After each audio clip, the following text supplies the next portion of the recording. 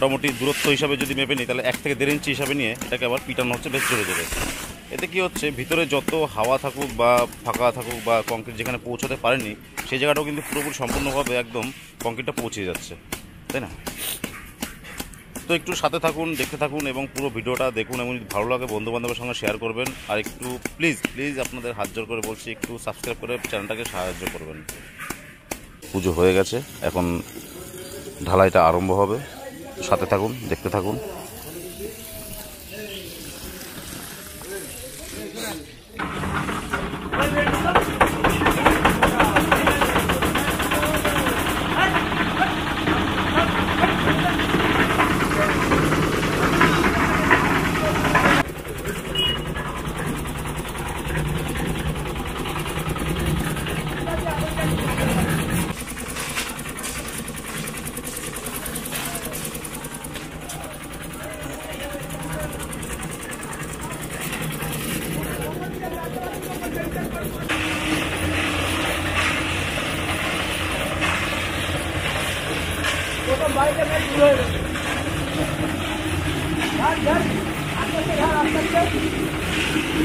তো আমাদের ঢালাই শুরু হয়ে গেছে।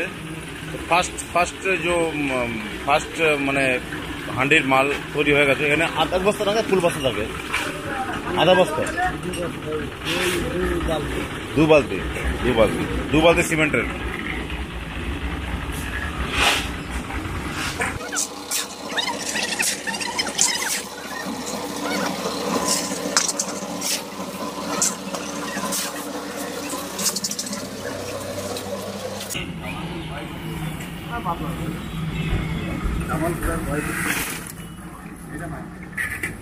আমাদের সিঁড়িটা আগে ঢেলে নিচ্ছে, কারণ সিঁড়িটা না হলে প্রত্যেকজন হেডের মধ্যে কাঠগুলো ভেঙে দিচ্ছে।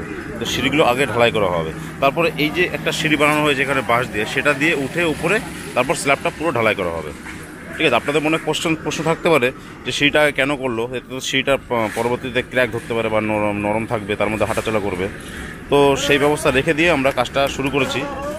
তো সাথে থাকুন, দেখতে থাকুন।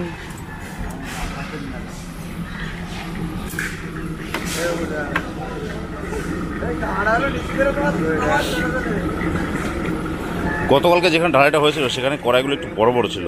ওনারা বললো একটা কড়াইয়ের ওয়েট প্রায় 35 থেকে 40 কেজি। তো এখানে কড়াইগুলো একটু ছোট ছোট, মানে তাও মোটামুটি 20 কেজির উপরেই কংক্রিট ধরে। মিস্ত্রিদা কত কেজি তাও কংক্রিট থাকে এর মধ্যে?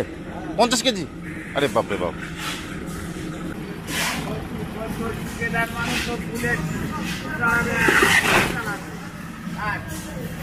এদের কাজটা কিন্তু ভারী হলেও সবাই কিন্তু ডিস্ট্রিবিউট করে নেয়। যেমন মনে করুন নিচের থেকে কিন্তু কমসে কম 6 জনে মিলে কিন্তু এই এক কড়াই কংক্রিটটা উপরে আনা হচ্ছে। এর মাথা থেকে ওর মাথা, ওর মাথা থেকে ওর মাথা, এরকম করে চেঞ্জ করে করে আনা হচ্ছে। এতে কি হয়, সবাই কাজটা ডিস্ট্রিবিউট ভাগ করে নেওয়া হয় এবং একটু হাসি ঠাট্টার মধ্যে বা সবাই সকলে মিলে একসাথে কাজটা করলে যে জিনিসটায় খাটনিটা একটু কম মনে হয়।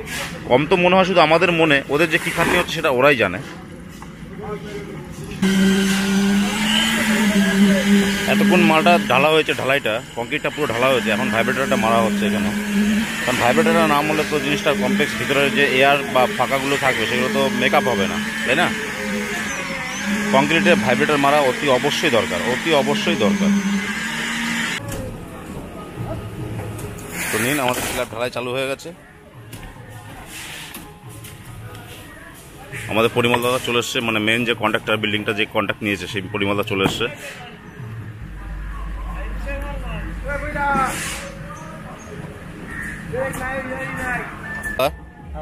টোটাল দাদা কত স্কোয়ার ফুটের স্ল্যাব হচ্ছে এটা? 700 ফুট স্ল্যাব। ওকে। আচ্ছা, তাহলে মোটামুটি কত বস্তা সিমেন্ট লাগছে? 70-75 বস্তা সিমেন্ট লাগছে। ওকে।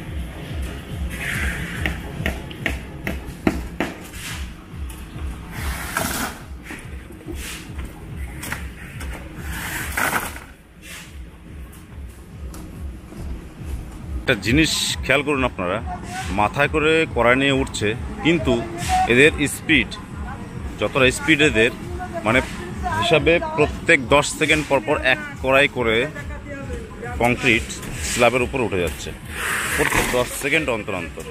ঠিক আছে, খেয়াল করুন, অলরেডি চলে এসছে আর একজন। ঢেলে দেবে। বাহ, আবার দেখুন ওই ভাই আর একজন চলে এসছে। 10 সেকেন্ডও যাচ্ছে না আমার হিসাবে, 10 সেকেন্ডও যাচ্ছে না। বাহ, আর একজন চলে এসছে দেখুন। যেহেতু অর্ধেক কংক্রিট বিছিয়ে দিয়েছে, এবার একটু ভাইব্রেটিং করে নেবে। ভাইব্রেটিং করে নিলে কী হচ্ছে, তাহলে পুরোপুরি সম্পূর্ণ কংক্রিটটা না ভরে ভাইব্রেটিং করাটা বেটার। অর্ধেক অর্ধেক ঢালছে, অর্ধেক অর্ধেক ভাইব্রেটিং করছে। এদিকে হচ্ছে নিচের থেকে কম্প্রেসড হতে হতে হতে হতে পুরোপুরি ভর্তি হচ্ছে।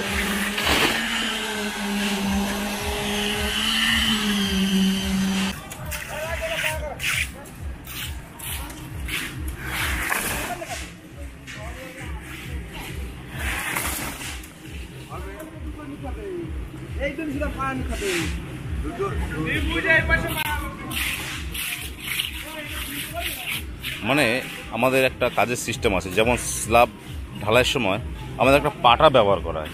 পাটা মানে বড় একটা ওই 8-9 ফুটের একটা পাটা, যেটা দিয়ে লেবেল করা হয় স্ল্যাবের কংক্রিটটাকে, তাই না? তো সেই হিসাবে আমাদের যে কংক্রিট এখানে করা হয়েছে, এই কংক্রিটের থেকে এই কংক্রিটের দূরত্ব মোটামুটি ওটাই রাখা হয়, 7-8 ফুট কি 9 ফুট রাখা হয়। এবার সেই হিসাবে করে দুটো লেভেল একরকম হাইট করে 4 ইঞ্চি থিকনেস করে তারপর মাঝখানেগুলো ঢালা হবে, এবং তার উপর থেকে ওই পাটাটাকে পিটিয়ে পিটিয়ে পিটিয়ে পিটিয়ে কংক্রিটটাকে লেবেল করা হবে। এতে কী হয়, ভাইব্রেশনটাও ভালো হয়, ভাইব্রেটিংটা ভালো হয়, এবং লেবেলিংটা তো সবচেয়ে বেটার হয়। এইটা হচ্ছে আমাদের পাটা, যেটা দিয়ে উপরের লেবেলিংটা সুন্দর করে করা হয়।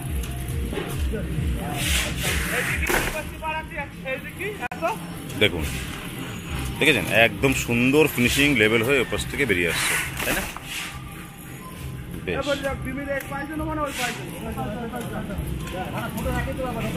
দেখুন, এবার দেখুন পিটানো হচ্ছে। পিটালে কি হচ্ছে, এর ভাইব্রেটিংটা হয়ে যাচ্ছে। আর নিচে যদি কোনো ফাঁকা বা কোনো গ্যাপ থেকে থাকে বা কোনো হাওয়া বুলবুল থেকে থাকে, তো সেগুলো আরামসে বেরিয়ে যায়। তো এবার এটা আবার সামনে উঠে নিয়ে আবার সেম প্রসেস এখান থেকে আবার চালু হবে।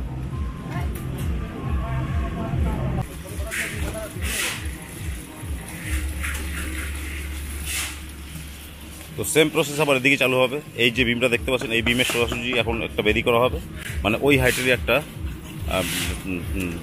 টুল করা হবে। টুল করার পরে তারপর সেটাকে মাঝখানে কংক্রিটগুলো ফেলে আবার সেরকমভাবে পাটা মারা হবে। কাজের নিয়ম আলাদা রকম, বা কাজের যে জিনিসপত্রগুলো ব্যবহার করা হয় বা যে সমস্ত ভাষাগুলো ইউজ করা হয় সেগুলো কিন্তু সব আলাদা রকম।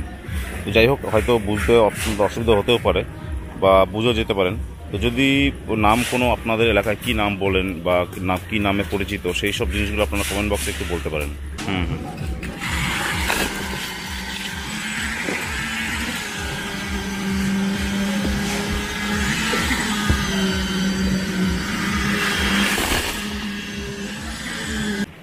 দেখুন, দুদিকে সুন্দর লাইন করে বেদি বানিয়ে দিয়েছে, হ্যাঁ না? টুল মানে যেটা হাইট, স্ল্যাবের হাইট থিকনেসটা 4 ইঞ্চি 4 ইঞ্চি দুদিকে বানিয়ে দিয়েছে। এবার মাঝখান থেকে কংক্রিটগুলোকে দেওয়া শুরু করে দিয়েছে। এবার কি হবে, দুদিকে যখন লেভেলটা ঠিক পারফেক্ট চলে আসবে, তার মাঝখানের ঢালাইটা তো অটোমেটিকলি, যখন লম্বা পাটা ধরে কাজ করবে এটা, মাঝখানের ঢালাইটা তখন অটোমেটিকলি লেভেলে চলে আসবে।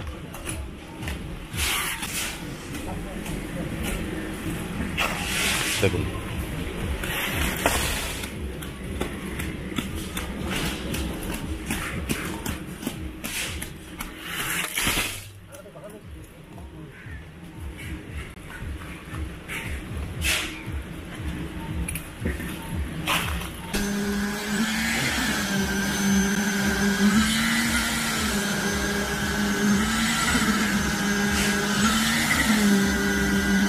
এগুলো হচ্ছে শেখার, যে কোথায় কংক্রিটে কী ঢালাই করতে হবে, কীভাবে নিয়ম, বা কীভাবে কোথায় ভাইব্রেটিং মারতে হবে, ভাইব্রেটিং মারাতে কী উপকার, এবং ঢাল কতটা রাখতে হবে, তাই না? এগুলোই জানার বিষয় আছে। তো আপনাদের এই সমস্ত জিনিস আমি শেয়ার করছি বা আপনাদের সামনে তুলে ধরছি। আপনারা যদি কোনো ভুল ত্রুটি হয় আপনারা বলতে পারেন আমাকে কমেন্ট বক্সে, এবং যদি কিছু শেখার হয় আপনারা জিজ্ঞাসাও করতে পারেন আমাদের কাছ থেকে।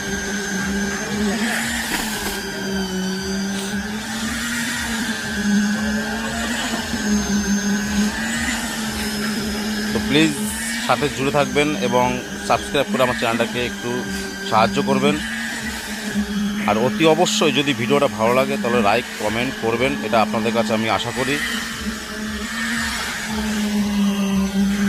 ধন্যবাদ, দেখতে থাকুন এবং সম্পূর্ণ ভিডিওটার সাথে জুড়ে থাকুন।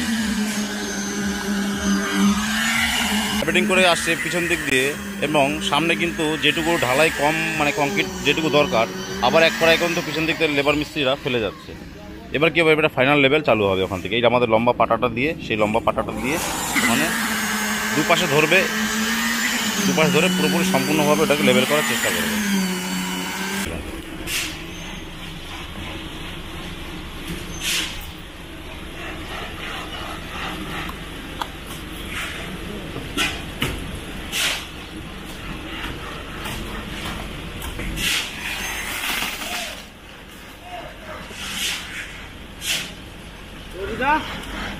মুখটা চলো।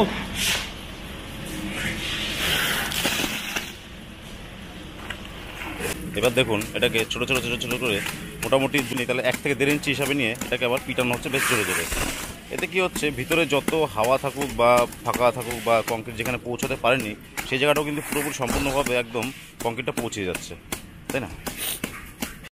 তো একটু সাথে থাকুন, দেখতে থাকুন এবং পুরো ভিডিওটা দেখুন এবং যদি ভালো লাগে বন্ধুবান্ধবের সঙ্গে শেয়ার করবেন। আর একটু প্লিজ আপনাদের হাত জোর করে বলছি, একটু সাবস্ক্রাইব করে চ্যানেলটাকে সাহায্য করবেন।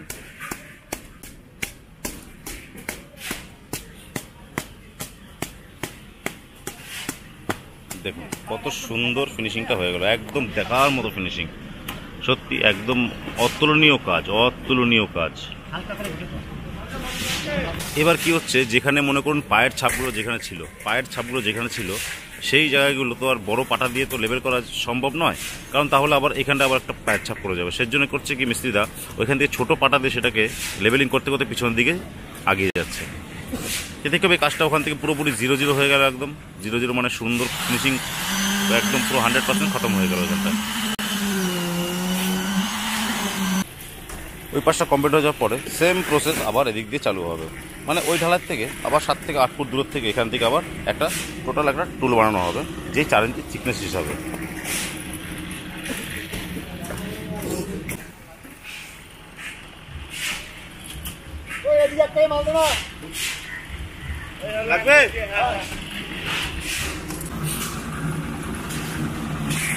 এইবার কয়টাকে দেখে মনে হচ্ছে অরিজিনাল 50 কেজি কি বেশি হবে। দেখুন, বাপরে বাপ।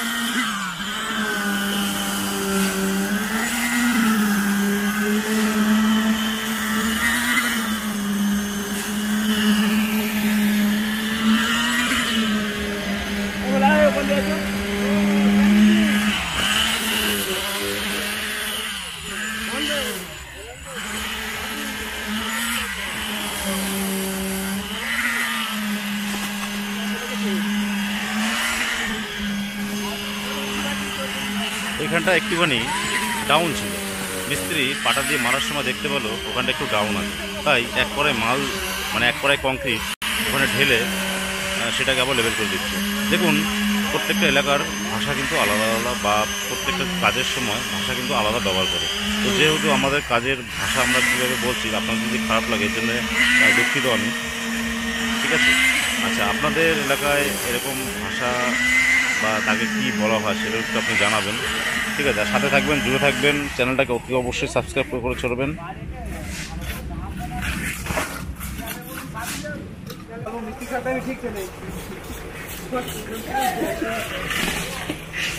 তোমাদের স্ল্যাব কাস্টিং প্রায় শেষের মুখে, আর মোটামুটি 10 থেকে 15 মিনিট লাগবে হয়তো। তো যাই হোক, আপনারা যদি লাস্ট পর্যন্ত ভিডিওটা দেখে থাকেন আপনাদের সকলকে ধন্যবাদ, এবং আগামীতে যেন এরকম আরও ভালো ভিডিও দেখাতে পারি আপনাদের, তার জন্য একটু সাহায্য করবেন, প্লিজ সাবস্ক্রাইব করবেন। আর যদি কিছু ভুল ত্রুটি থেকে থাকে একটু কমেন্ট করে জানাবেন, এবং বন্ধুদের সাথে একটু শেয়ার করবেন যাতে আমাদের এরকম ভিডিও তারাও দেখতে পারে। তো ধন্যবাদ সাথে থাকার জন্যে,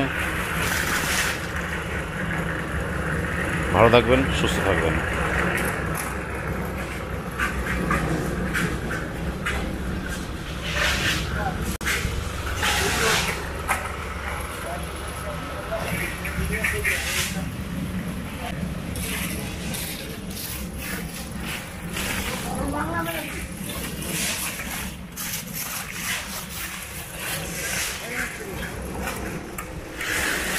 তো যেই সমস্ত ভাইরা আজকে আমাদের ঢালাই এখানে করলো তাদের সঙ্গে আপনাদের সঙ্গে একটু পরিচয় করি।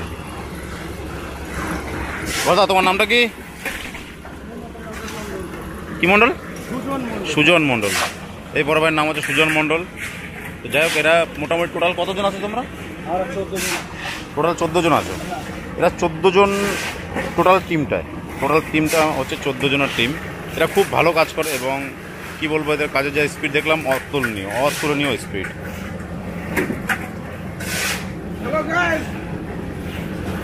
যাক, এই ভাইটি তোমার নাম কি? আমার নাম ফিরোজ।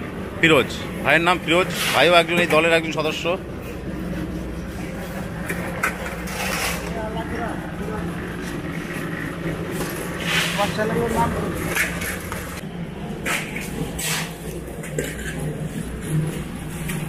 ভাই, তোমার নামটা কি? হ্যাঁ, নিজামুল। যাক, এই ভাই একজন সদস্য এই টিমের।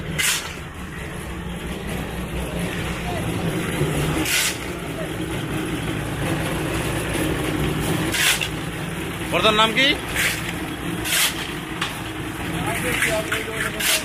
যাক, বলো তোমার নামটা, বলো না একটু।